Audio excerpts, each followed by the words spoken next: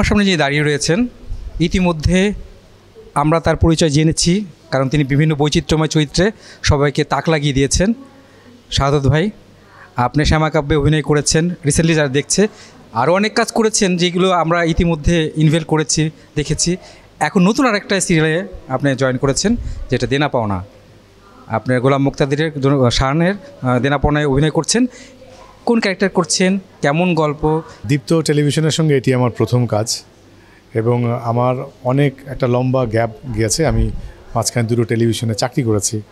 চাকরি করার পরে 7 বছর পরে আমি দীর্ঘ ধারাবাহিকে কাজ করছি। দেনা পাওনা, গোলাম মুক্তাদির শান ডিরেকশন দিচ্ছে।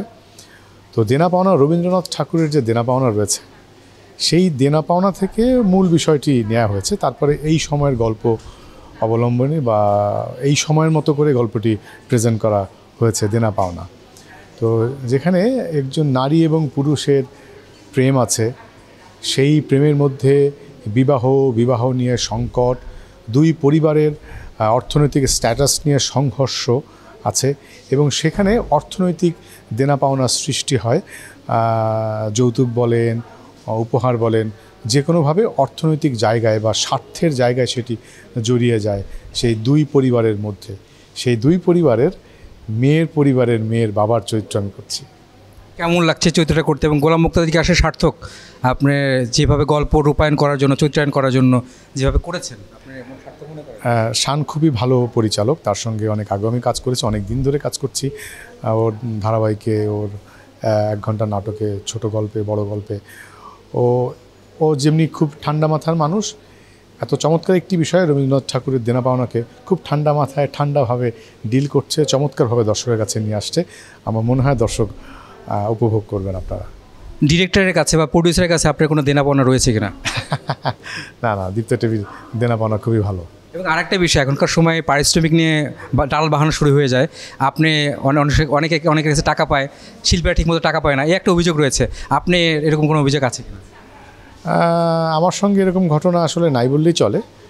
1-2টা হয়তো, এত লম্বা মানে 20-25 বছরের ক্যারিয়ারে যদি দুজন করে, সেটি আসলে আমার মনে হয় এক্সাম্পল হিসেবে আনা উচিত নয়।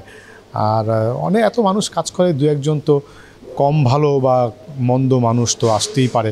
তবে আমার এরকম বাজে এক্সপিরিয়েন্স নাই বললেই চলে।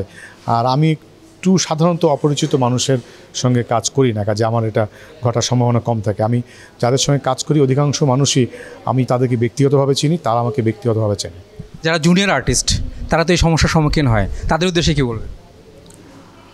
একটু দেখে শুনে, যে কোনো বাজারে গেলে, যে কোনো পণ্য কেনাবেচা করলে একটু দেখে শুনে কেনাবেচা করাই ভালো। থিয়েটারটা কেমন হচ্ছে? অনেক দিন ধরে হচ্ছে না। স্ট্যালিনের পরে নাটক করতে পারিনি বা করা হয়নি, কিন্তু আমার শিক্ষক নাট্যগুরু কামালউদ্দিন নীলু নেক্সট ইয়ারে আসবেন, সম্ভবত একটি নাটক করব। আপনার সামনে কাজ রয়েছে, সামনে কোনটা শুটিং করবেন এই দেনা পাওনা ছাড়াও? কালকেই চরকির একটি ওয়েব সিরিজ করছি, সেটি শুটিং আছে। অনেক ধন্যবাদ আপডেট দেওয়ার জন্য, আপনার সর্বাঙ্গীন মঙ্গল কামনা করি। আপনাকে ধন্যবাদ, দর্শককে ধন্যবাদ। ভালো থাকবেন আপনারা, সবাই ভালো থাকবেন।